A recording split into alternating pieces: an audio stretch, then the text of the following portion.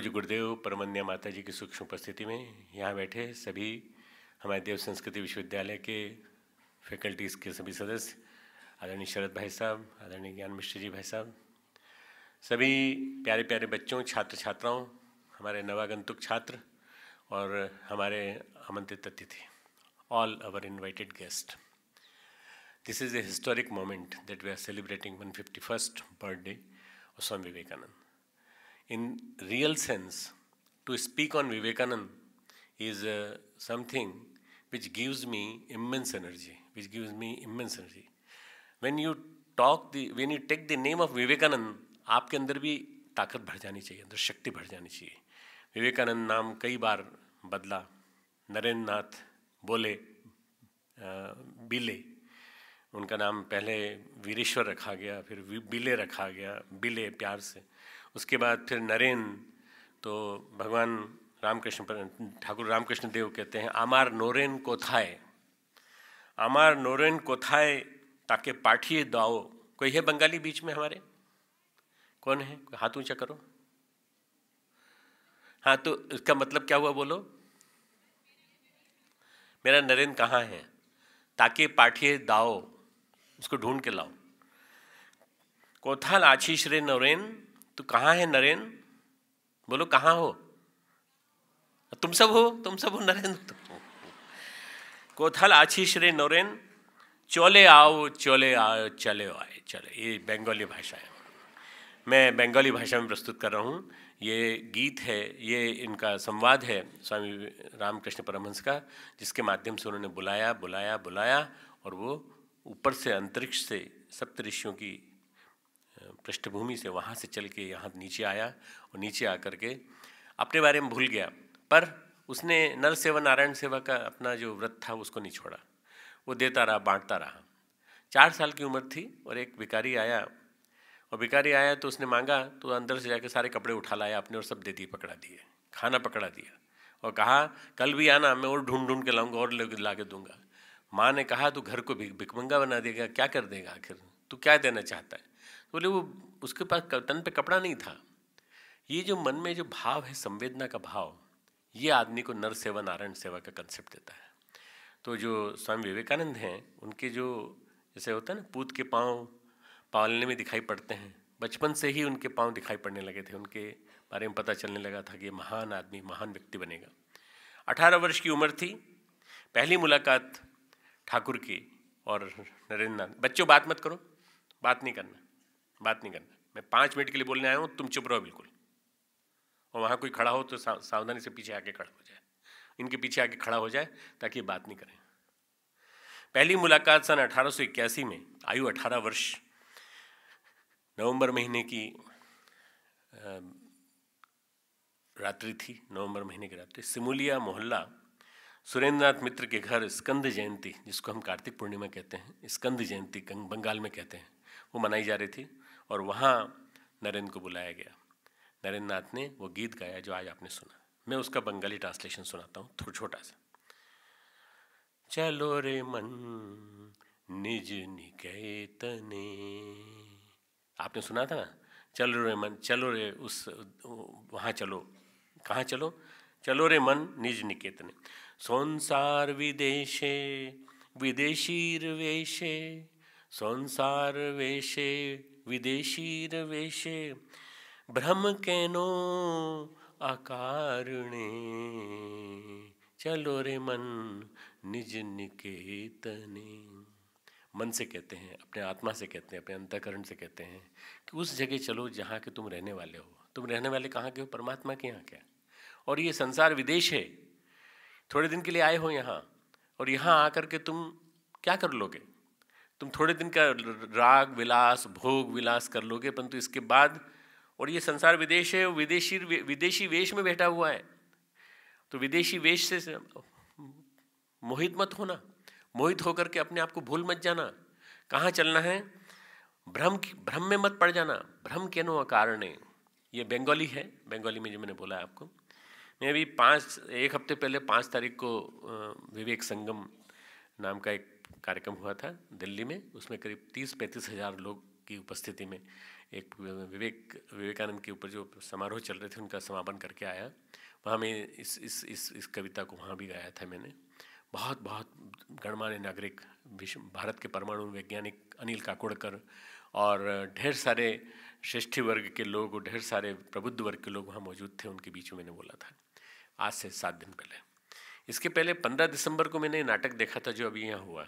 उसमें शायद एक आध दो कलाकार बदले होंगे, पर बहुत सुंदर प्रस्तुति वहाँ भी हुई, वहाँ भी लोगों ने देखी। वहाँ उत्कृष्टता के ऊपर मैंने प्रेजेंटेशन दिया था, ह्यूमन एक्सीलेंस के ऊपर, स्वामी विवेकानंद को सामने रखते हुए। 1883 से 1881 ये जो 18 साल का पीरियड है, ये 18 साल का हो गया था नरेंद्र नाथ जब स्वामी के ठाकुर के पास आया।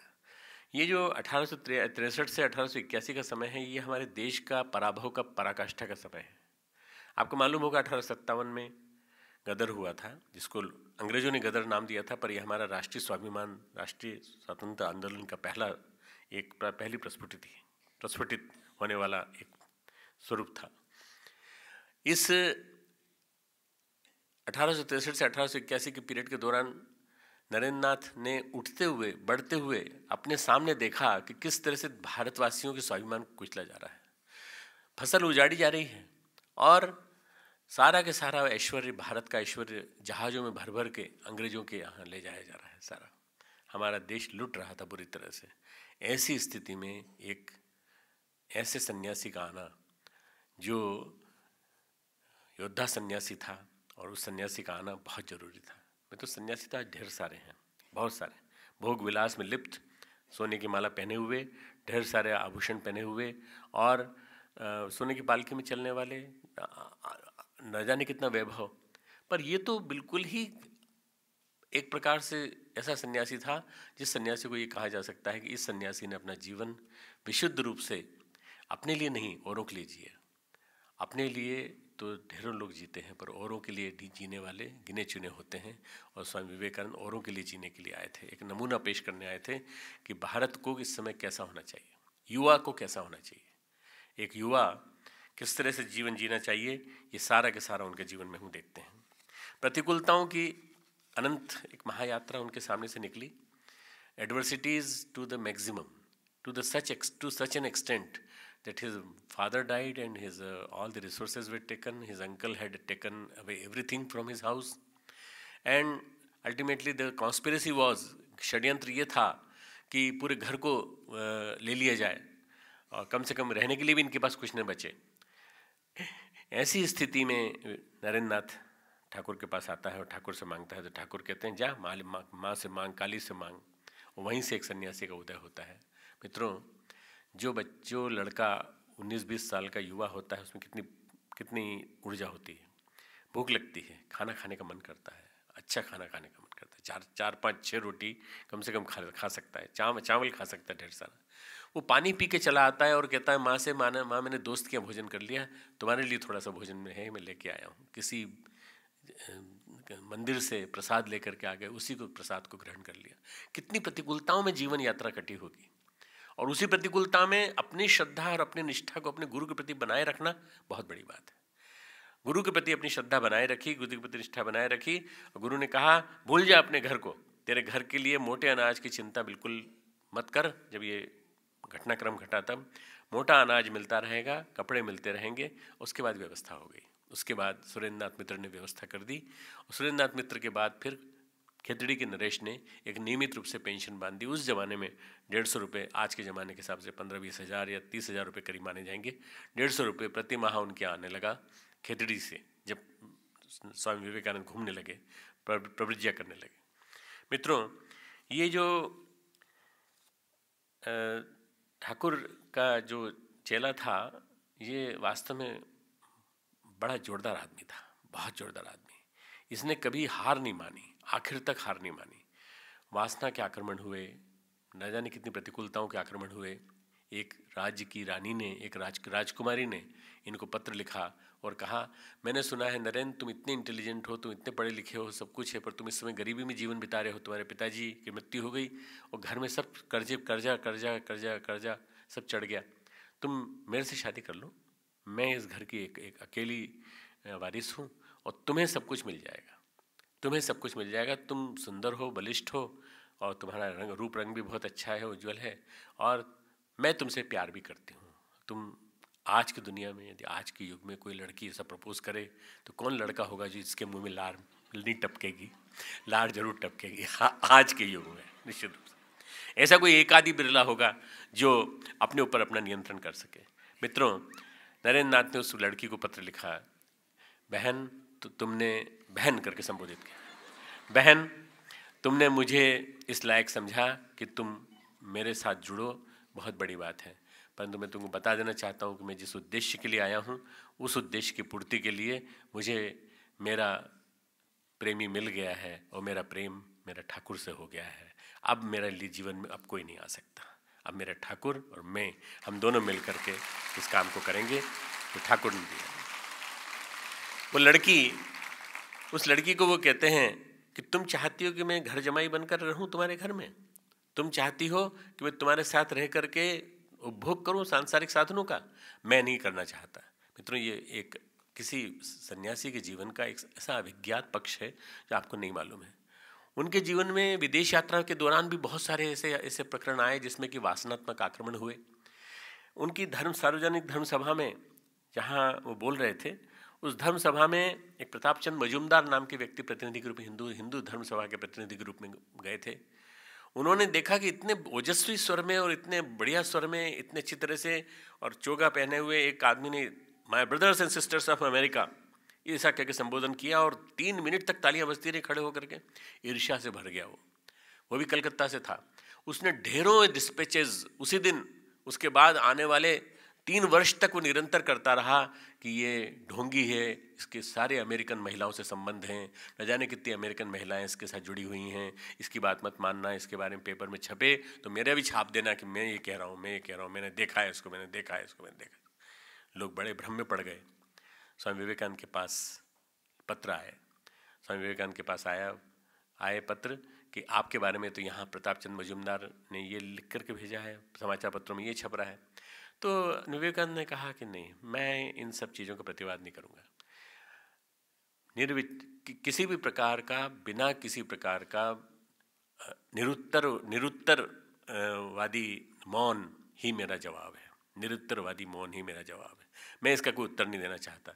मेरा चरित्र, मेरा स्वयं का चरित्र लोग स्वयं देखेंगे और स्वयं बताएंगे कि मैं कौन हूँ, कैसा हूँ। एक आदमी इस बात को नहीं बिगाड़ सकता। धर्म सभा में गया हुआ व्यक्ति उनको बदनाम करने की कोशिश करता है, तब भी वो कुछ भी। उनके साथ बहुत सारे दुर्विसंधियाँ रची गई, उनके साथ बहुत सारे षड्यंत्र रचे गए।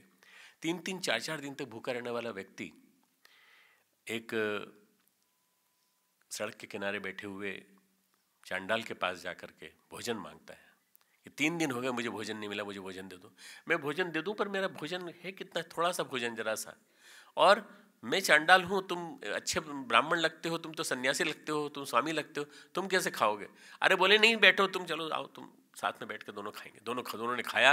और मित्रों, उन्होंने कहा, उन्होंने सबसे बड़ी जो बात जो की, उन्होंने कहा कि धर्म और संप्रदाय, ये जितनी प्रकार की चीज़ें हैं सब जाति से परे हैं। उन्होंने ब्राह्मण को और उन्होंने दलित वर्ग को जोड़ा। वेद अध्ययन के लिए सबको अधिकार है। उन्होंने कहा वेद अध्ययन सब लोग कर सकते हैं, कोई भी ऐसा आदमी नहीं है संसार में जो वेद अध्ययन न कर सके, सबके लिए अधिकार है। वेदांत का सबको अधिकार है, चाहे वो किसी भी धर्म का हो, चाहे मुस्लिम हो, चाहे हिंदू हो। इसीलिए रामकृष्ण मिशन एक ऐसा मिशन है जिसमें सब धर्म के व्यक्ति मिलते हैं जो वेदांत की प्रैक्टिस करते हैं। मित्रों, स्वामी विवेकानंद ने जो जीवन जिया वो हम सब लोगों के लिए एक रोल मॉडल बनाने योग्य है। हम उनके जीवन को, हमको नहीं चाहिए हम सन्यासी बने, पर हम उनके जैसा जीवन जी सकते हैं ना, उनके आदर्शों को जीवन में उतार सकते हैं ना, उनके जैसा साहस अपने अंदर पैदा कर सकते हैं ना, उनके अंदर जो राष्ट्राभिमान था वो राष्ट्राभिमान पैदा कर सकते हैं।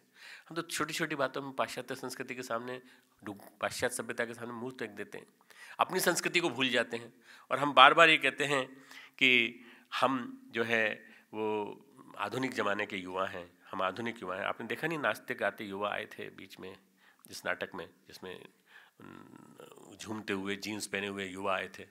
हम तो वो वाले युवा हैं, आज के युवा हैं। ये 150 साल पहले वाला आदमी हमको क्यों प्रभावित करे? अरे मत पहनो उसके जैसे कपड़ों, पहनो जीन्स, पहनो शर्ट, टी शर्ट, पहनो जो अच्छे से अच्छे कपड़े पहनना है, पर चिंतन तो कम से कम उसके जैसा रख सकते हो। उसके जैसा चिंतन रखोगे तो तुम्हारा सम्मान होगा, तुम जहाँ जाओगे ऊंचाई पर पहुँचोगे, तुम जहाँ जाओगे सांस्कृतिक राजदूत बनोगे, और तुम जहाँ जाओगे वहाँ तुम देव संस्कृति को घर घर फैला सकोगे। मित्रों, ये गायत्री परिवार, ये शांति कुंज हरिद्वार, ये देव संस्कृति विश्वविद्यालय विवेकानंदों और निवेदिताओं, सिस्टर क्रिस्टीना को गढ़ने की टकसाल है। इस टकसाल को तुम लोग याद रखना कि इसमें तपने के लिए तुम आए हो। अगर तुम यहाँ से छोटे से भी 1% भी विवेकानंद बन के निकल सके तो तुम्हारा जीवन धन्य हो जाएगा। खूब खूब मंगल कामनाएं। परम पूज्य गुरुदेव परम वंदनीय माता से प्रार्थना कि 151वां जन्म दिवस आपके जीवन में घुस जाए, अंदर तक उतर जाए, और अंदर तक उतर करके मैं अंतिम बात कह के बात समाप्त करूँगा।